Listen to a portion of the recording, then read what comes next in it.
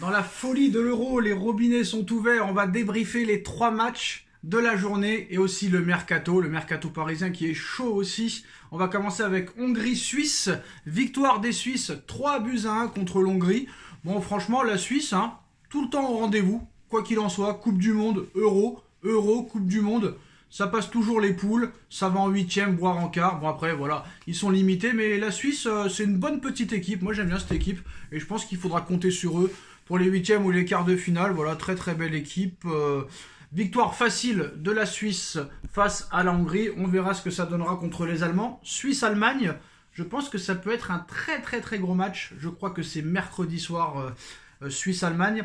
Je suis curieux de voir jouer la Mannschaft après leur récital contre l'Écosse 5-1, de les voir contre les Suisses, parce qu'on va pas se mentir, contre l'Écosse, il n'y avait personne en face. Alors que là, les Suisses ont montré quand même un visage assez séduisant, j'ai envie de dire.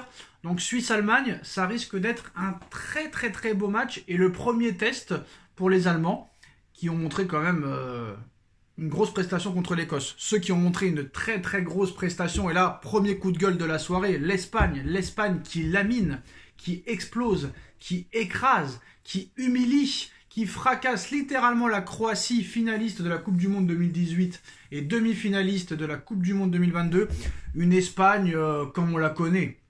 Là, ça m'a rappelé l'Espagne de 2010, de 2008, de 2012 qui avait gagné l'Euro, la Coupe du Monde et l'Euro. Avec un Fabian Ruiz. Là, franchement, j'ai envie de m'énerver parce que c'est pas normal.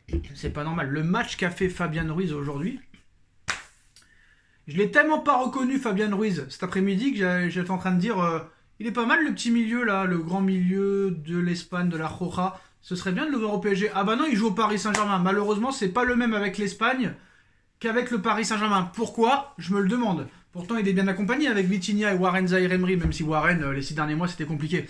Mais le match qu'a produit et qu'a réalisé Fabian Ruiz contre la Croatie, on parle de la Croatie. Ne me dites pas, il n'y a personne en face. Vous allez me dire quoi? Ah, bah c'est plus la Croatie d'il y a 1 an et demi, d'il y a 4 ans, d'il y a 6 ans. Non, faut arrêter. Le match qu'a fait Fabian Ruiz, le but qu'il met, la passe décisive qu'il met pour Alvaro Morata, homme du match par l'UEFA, Fabian Ruiz, XXL. Pourquoi tu fais pas ça avec Paris? Expliquez-moi pourquoi il ne fait pas ça avec le Paris Saint-Germain. Pourquoi ils sont toujours bons ailleurs et pas à Paris? Pourquoi? Je me le demande. Je comprends mieux pourquoi à chaque fois Luis Enrique insiste à mettre toujours Fabian Ruiz titulaire. Et ben là on comprend. Là on comprend. Faut pas se cacher. Levez-vous et faites ce que vous voulez. Mais à un moment donné là, Fabian Ruiz c'est masterclass. Maintenant je suis impatient de voir les prochains matchs à l'Euro. Parce que là, ça risque quand même d'être peut-être une recrue pour le Paris Saint-Germain. Parce que Fabian Ruiz, on va pas se mentir, un match sur 5, c'est catastrophique. On va pas se mentir. Mais là, un Fabian Ruiz à ce niveau-là, moi au Paris Saint-Germain, je veux bien. Mais voilà, un récital de la part de l'Espagne. Dani Carvajal, plus il est vieux, plus il est bon. Encore buteur ce soir sur une passe décisive de Lamine Yamal. 16 ans et 320 jours. Le mec titulaire à l'Euro. Passeur décisif, je ne sais pas où il va s'arrêter. Pedri aussi qui est là. Franchement, on a vu du beau jeu. Franchement, l'Espagne. Alors, est-ce que c'est l'Espagne ou l'Allemagne qui m'a le plus impressionné? Je dirais quand même l'Espagne parce qu'ils ont joué contre la Croatie. Croatie, c'est top 4 mondial à chaque fois qu'ils font la Coupe du Monde. C'est pas le cas de l'Écosse. Donc moi, l'Espagne m'a plus impressionné que l'Allemagne. Après, ils sont restés fidèles à leur jeu les deux équipes. Mais pour moi, pour l'instant, les deux gros favoris, c'est l'Allemagne et l'Espagne. On verra ce que fera la France, on verra ce que fera l'Angleterre et les autres, mais bon, voilà. Alvaro Morata, Nico Williams, exceptionnel. Pedri, Rodri, putain, quel milieu de terrain, Rodri. Exceptionnel, remarquable. Voilà. Fabian Ruiz, homme du match. Dani Carvajal, toujours aussi bon. Nacho, toujours aussi bon. Le gardien a été bon. Quand tout le monde est bon, c'est sûr que tu as des grosses performances sur le terrain. Il y a tout le monde qui a été bon avec l'Espagne. Donc c'est assez impressionnant, surtout qu'ils ont fait un clean sheet, contrairement à l'Allemagne qui a pris un but. Donc pour moi, l'Espagne, là, à l'heure où on parle, est le grandissime favori. Et Fabian Ruiz, à ce niveau-là, j'aimerais bien le voir au Paris Saint-Germain. Il est toujours bon avec l'Espagne, il n'est pas bon avec Paris. Il faudrait peut-être se poser des questions. Et on va finir aussi avec la squadra Azzurra de Donnarumma ce soir, qui a eu du mal face à l'Albanie. 50 000 supporters albanais dans le stade.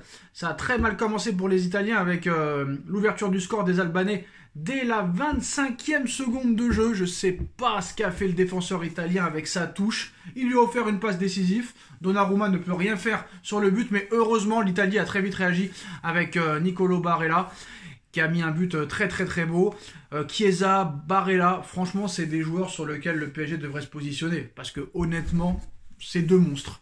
Et à part ces deux-là, l'Italie n'a rien proposé ce soir. Heureusement ils ont très vite réagi, parce que je les voyais mal, mais voilà, Bastoni, Barella, mais Barella et Chiesa, c'est du très très haut niveau.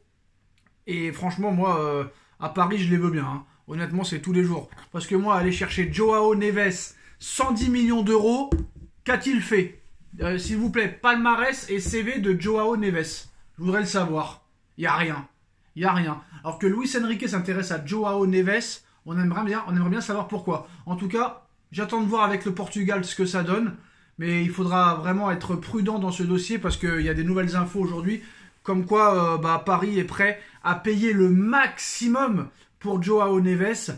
Même prêt à payer la clause libératoire pour éviter de négocier avec le Benfica Lisbonne. Pour rappel, la clause libératoire de Joao Neves est de 120 millions d'euros. 120 millions d'euros pour un joueur qui n'a rien démontré à ce jour.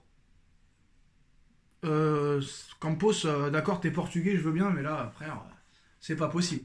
Alors Leonardo qui nous amenait que les Italiens et que les Brésiliens, parce qu'il était naturalisé brésilien-italien. Maintenant, monsieur Campos, le portugais, qui nous ramène que des portugais.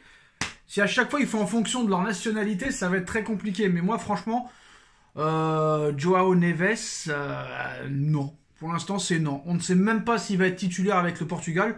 En tout cas, ce dossier est très vite arrivé. Progresse de plus en plus. 120 millions d'euros, non merci. Franchement, non merci. Pourquoi ? Qu'a-t-il fait ? Le match référence. Il a été éliminé en quart de finale de Ligue Europa contre Marseille. Marseille qui vient de finir 8e de Ligue 1. Le mec n'est pas titulaire. Avec le Portugal, on va mettre 120 millions sur un joueur comme ça. Honnêtement, je comprends pas. Voilà, je comprends pas. En tout cas, l'équipe de France joue lundi. Apparemment, Mbappé sera présenté au Santiago Bernabéu à Madrid le 16 juillet et il sera accompagné de Zinedine Zidane. Voilà.